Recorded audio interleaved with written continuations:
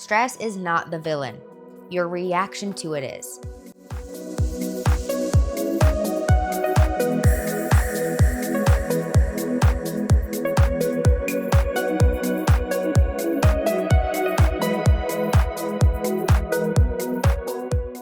Life will always, and I repeat always, throw obstacles at us.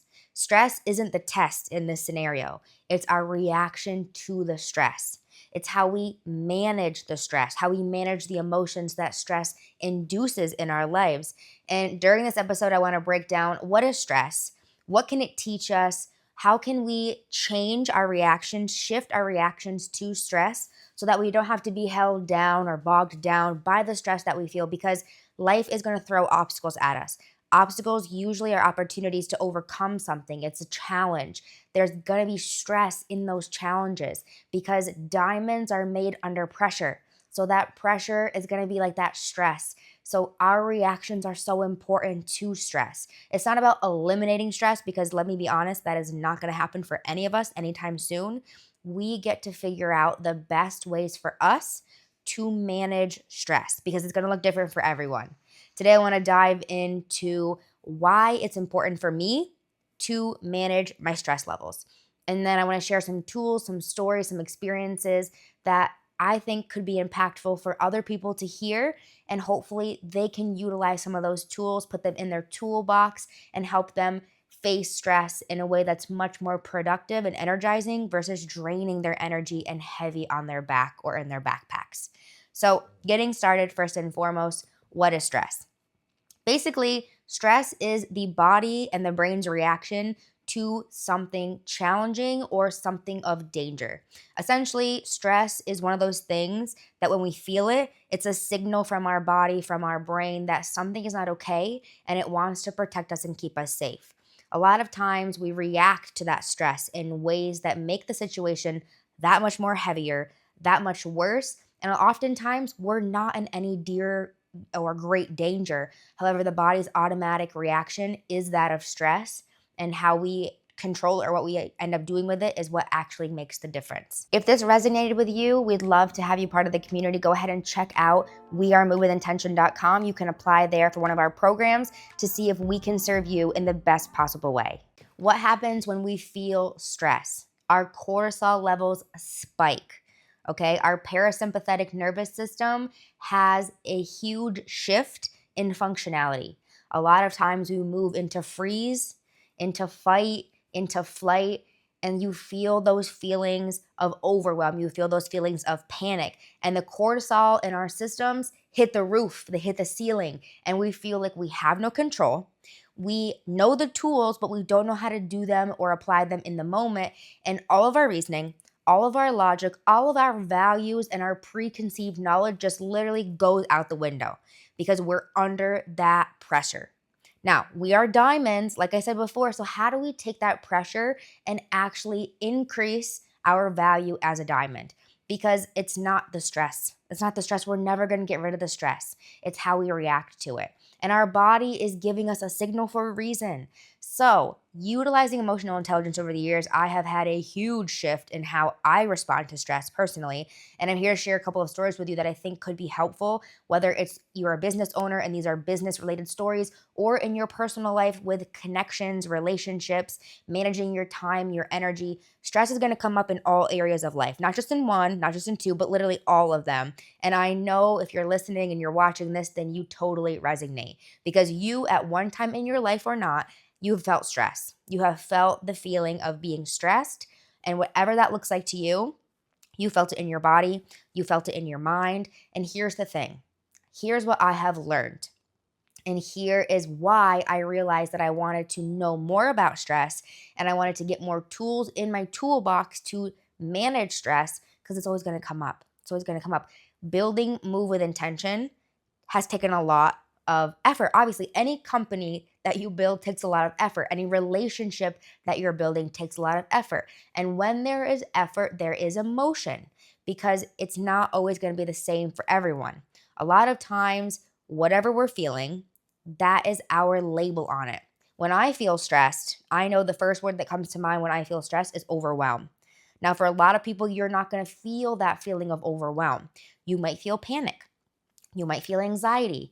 You might feel like constricted in your body. You might feel like a throbbing in your mind, like you can't just think straight in the moment. So it's going to be different for everyone, but it's really important to notice and to realize that whatever label you put on it is what you're assigning it. And what you're assigning it is referred to as the meaning. So, stress can mean a lot of things. It looks different for everyone, it has different labels for everyone. But for me, having shared with you that overwhelm is what comes to mind, I had to redefine overwhelm. Let me redefine stress, give it a new definition, give it a new label, take away overwhelm of being a negative connotation, a negative label, or a negative definition, and reassign it something different. This is also called reframing in neurolinguistic programming. We're gonna reframe these negative emotions and we're gonna flip the script and we're gonna shift into something more empowering. Because, like I said, I can't avoid overwhelm and I can't avoid stress, just like you. We're all gonna face different experiences, situations, scenarios where that stress pops up, okay? It knocks on our door. However, when we're conscious and competent about our tools and how we manage the stress, we get to decide whether we open the door and let stress in or not. And that is a superpower. That's a superpower that most people don't take time to develop. They just believe that life is happening to them, stress is a part of that, and they just have to deal with it. No, you can actually combat it and you can flip it and turn it as fuel. If this resonated with you, we'd love to have you part of the community. Go ahead and check out wearemovewithintention.com. You can apply there for one of our programs to see if we can serve you in the best possible way. Okay, so why is stress important to know about? Why is it important to not only know about stress, understand the chemical reactions that are happening in your body and in your brain, but as well as the tools that you can utilize to combat those feelings, those chemical reactions, and not be overtaken by them, not have your entire day or rather week ruined by them, because it's all in the power of choice. It's in the power of knowledge, and it's also in the power of direct application, because you can know all the things, but you can be in the moment and forget all of the things because the emotion of stress just blacks you completely out. And then you don't apply any of the things that you know, which means your muscle never strengthens and you don't get better over time. This takes conscious awareness and application. Okay. And so just recently, as an example, I was in traffic. And let me just preface this by saying I've lived in Europe for the last 6-7 years without a car, okay? Do I know how to drive? Yes, I do. Have I been driving since I was 15, 16 because this is how it is here in America? Yes, I have. But am I more skilled on my bicycle? Yes, in fact, I am. I have a lot more experience over the last 6-7 years on my bicycle, maneuvering the streets and the world with my bike, than I do in a car. So every time I come back home to the States, it's like a funny joke where I get super excited to drive the first week, and then after it, I'm totally over it. Because you have to understand, where my family lives is the middle of nowhere. Is it beautiful? Is it lovely? Yes, Pennsylvania. Not Transylvania, Pennsylvania. If you've ever been here, then you can probably imagine the rolling hills, the trees, the seasons are incredible, but the winter's too long. That's besides the point. You guys, if you've been here, then you already know what it is. Winter is way too long. And I have to reteach myself every time I come home to drive. It's this funny little joke that we have. It takes me like a week to kind of calibrate and accustom myself to driving, to being in the car, using all the windows and stuff. I'm a good driver. You could ask Yvonne, you could ask anyone. I'm a good driver. I follow the speed limit, not like I used to when I was a teen back in the day, but I do a good job. I do the best that I can. And so recently I found myself in a 6 lanes of traffic, and I was going through New York City. Ugh.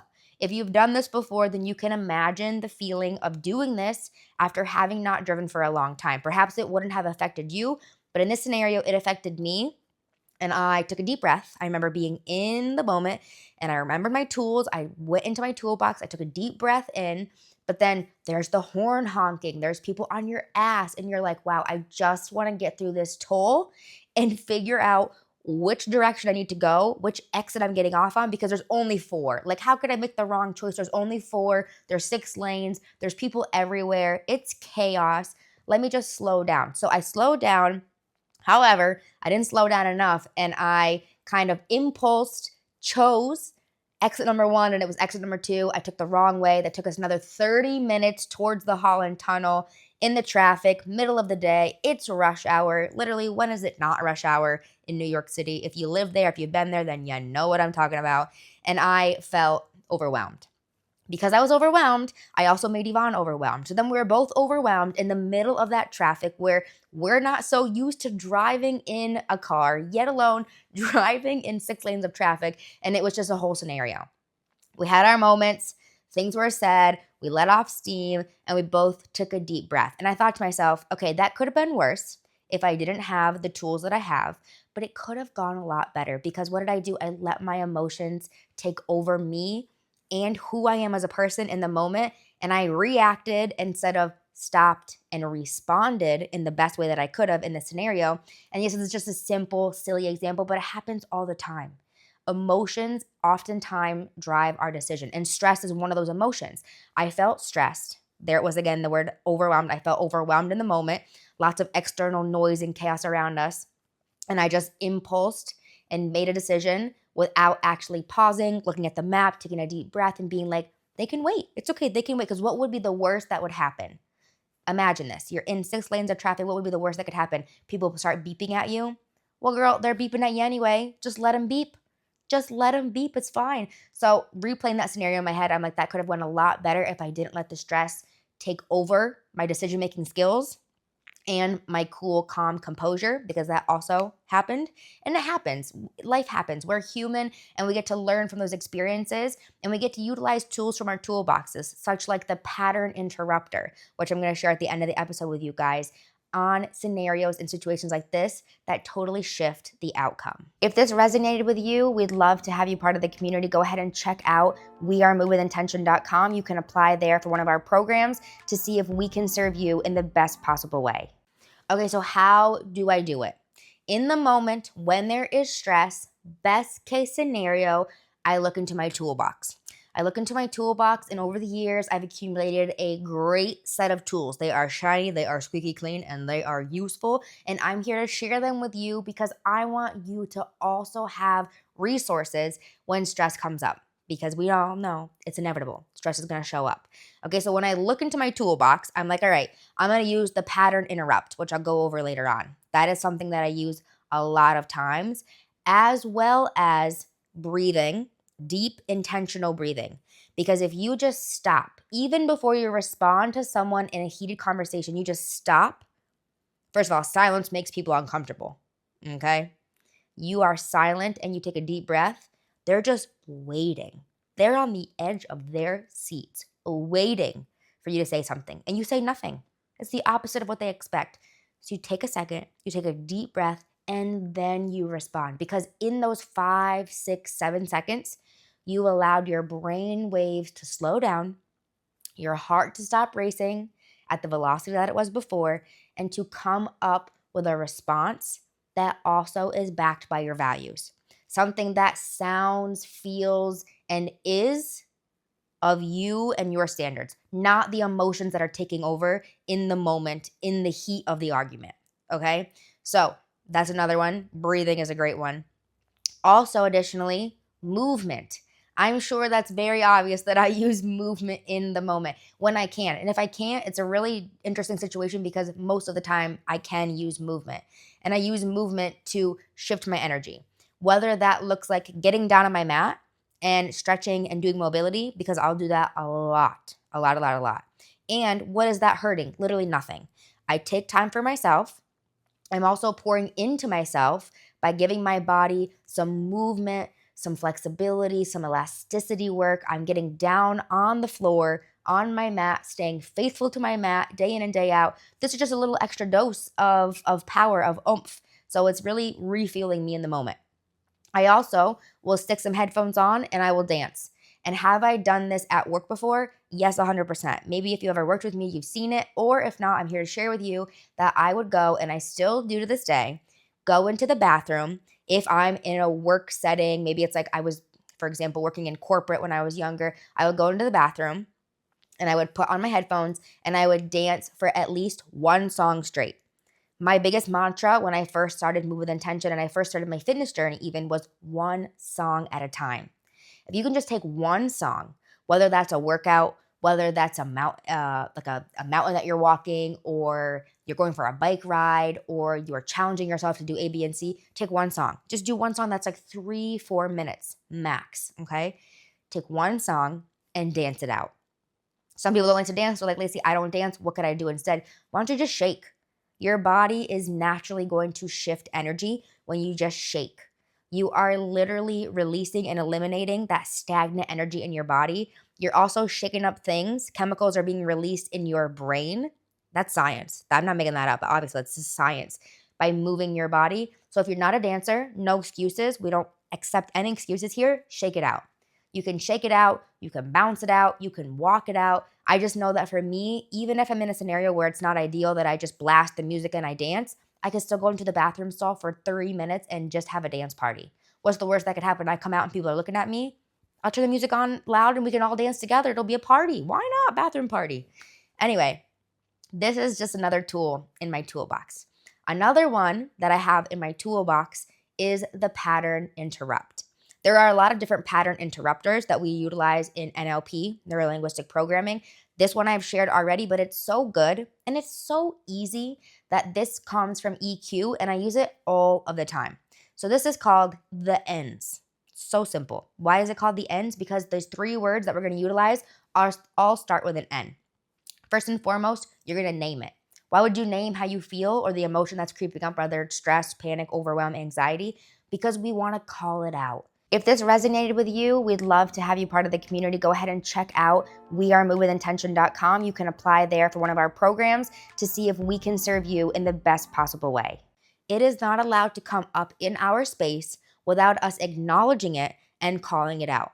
So we're going to do just that. We're going to name it. After we name it, we're going to normalize it because it doesn't get to come here uninvited to our house and be the center of attention. We actually get to be like, hey, guess what? A lot of you come through here. You're not welcome anymore. And I'm a human, so I get to feel this, but I also get to say, it's time to move on and you get to go. Okay, so we're going to normalize it. After you normalize it, you also take back your power from it because a lot of times we give our power away to the stress and the emotions that we're feeling. So when doing so, by naming it and normalizing it, we take our power back. Okay, so we have it named, we call it out, we've normalized it. Now we're going to neutralize it. You don't have to worry about eliminating it. It's not about eliminating it. It's about combating it. How am I right now at my kitchen table in my house going to go up against stress and I'm going to win? Okay, stress didn't come in here to win. Stress came in here to teach us something. So what are we going to learn? Whether that's taking a step back, taking a deep breath and being like, okay, this is a mirror for something. What is this teaching me? Do I need to leave the house 10 minutes earlier so that I'm not rushing and my boss isn't screaming at me? Perhaps. Lots of different scenarios come up as an example. For me in the traffic, should I have slowed down through the toll booth? Yes, that would have been a great time to slow down. In fact, I had to slow down. Instead, I sped up and I took the wrong turn on impulse. Okay? A lot of things that we can do here as far as reflection, but this pattern interrupt, which is an EQ tool that we use with a lot of our clients, is a great way to just stop the pattern in its tracks and reverse it. And then what happens, the outcome is totally different. The outcome is totally different and you're going to see the change over time. In fact, the very first time, you'll be like, oh, wow, I did this just last week and it gave me a headache or I felt like this, like that. But today I caught it in its tracks. I caught it red-handed in action. And now the rest of my day is freed up and I don't have to feel that stress. Now, a lot of times we do feel that stress and it goes on and on and on, but how can we catch it and chop it off right where it is?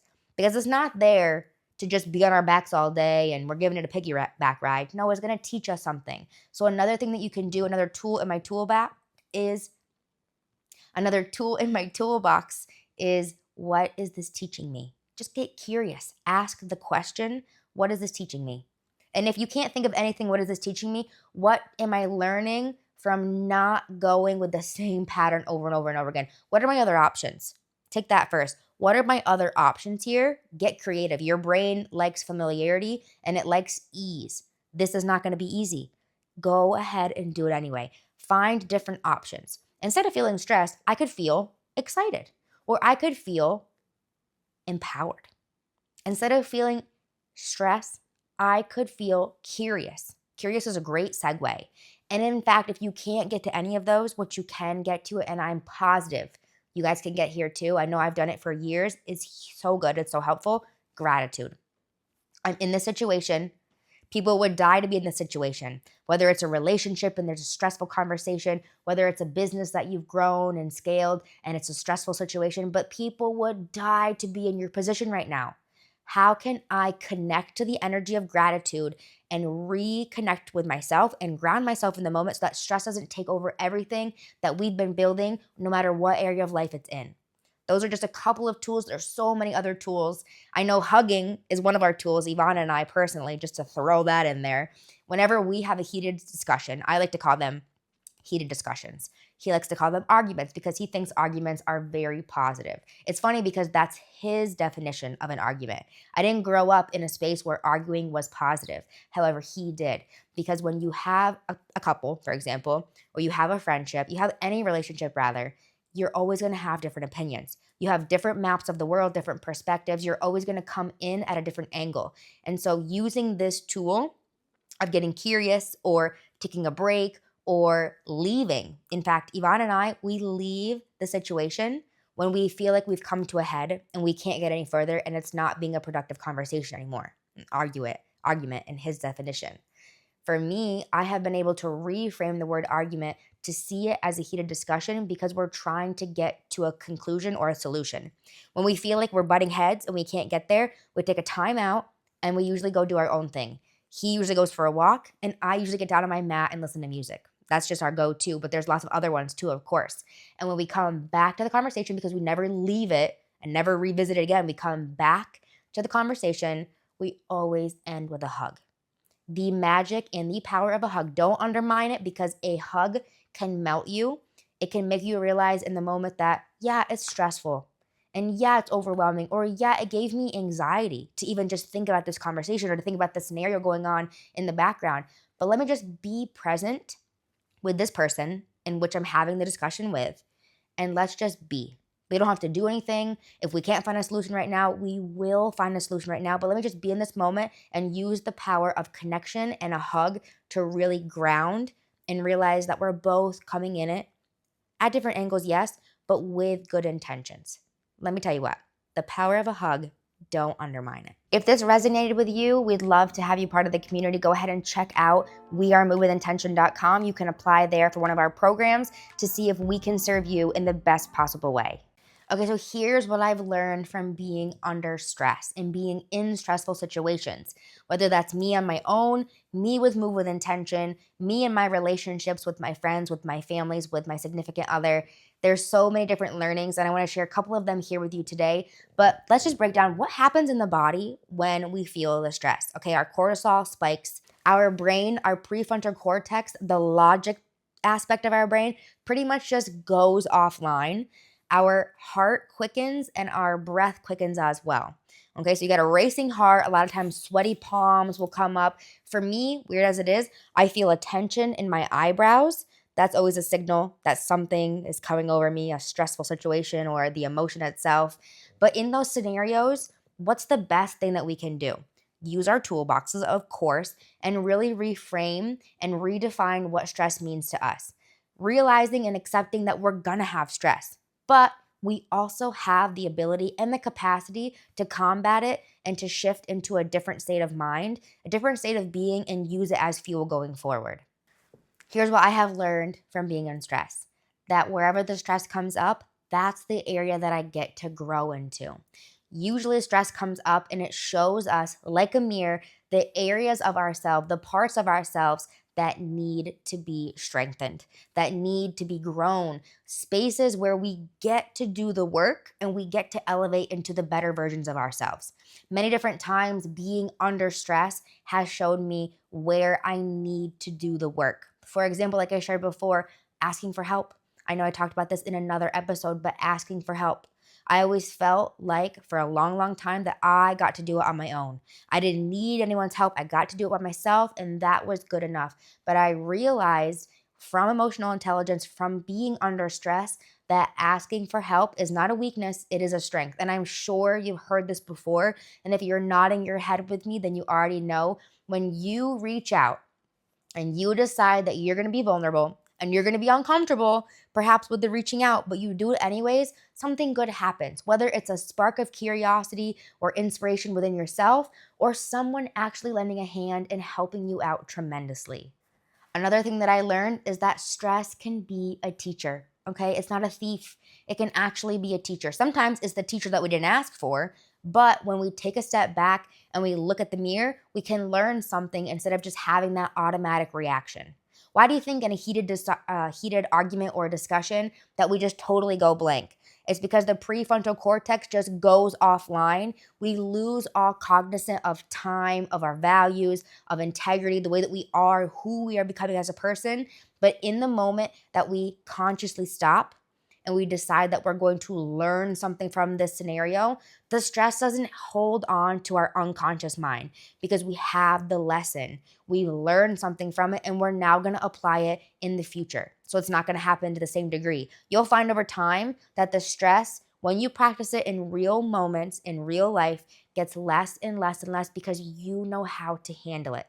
It's teaching you something always. It's not there to steal or to be a thief. I also learned that when you're under stress, it's not getting rid of it. It's not eliminating it. It's your reaction to it. And your reaction to it is actually what defines who you are and the resilience that you have as a person. It builds resilience. Stress builds resilience. I don't care what anyone says. Stress, when you're under it, whether you've chosen it or not, a lot of times we don't choose stress, but it builds resilience. You learn how to be yourself in your power with your values in alignment with who you are, no matter what is going on outside of you. Which leads me to the next thing that I learned: being in a leadership position, being someone who is a leader. You get to show up in that 10 out of 10 energy no matter what, even with the chaos around you, even with the noise and the distractions and all the things that life throws at you and at me in the scenario. I get to show up as myself anyways, even if stress is present, even if pain is present, even if sadness is present. I get to take a second, utilize my tools, come back to myself, ground, and then decide, who am I going to be in this moment? Let me use the resilience that I've already built by flexing my muscle on stress because I've done this before. And even if I haven't done it before, I know that I have the tools in my toolbox to take it on. And then I decide. I decide how I'm going to react. It's not about deciding, I don't feel like being stressed today, so not welcome. It's about how am I going to actually react when it shows up, when it knocks on my door. Because like I said, stress is going to knock on our doors. It's about how we respond to that knock and whether we choose to let it in or not. If you found this episode useful, go ahead and subscribe to us here. We are on Spotify, we are on Apple, we are on YouTube, we are on Instagram, TikTok, Facebook, you name it. We are out there. We're on School. Our community is there on School. And we are just so excited that you're here, that you've tuned in, and hopefully some of these tools, some of these stories, some of these lessons has been useful for you. And if you feel like they have, leave a comment. We would love to hear from you. Until next time, thank you so much. Thank you for giving me the space to share. Keep moving with intention, and I will see you back here real soon.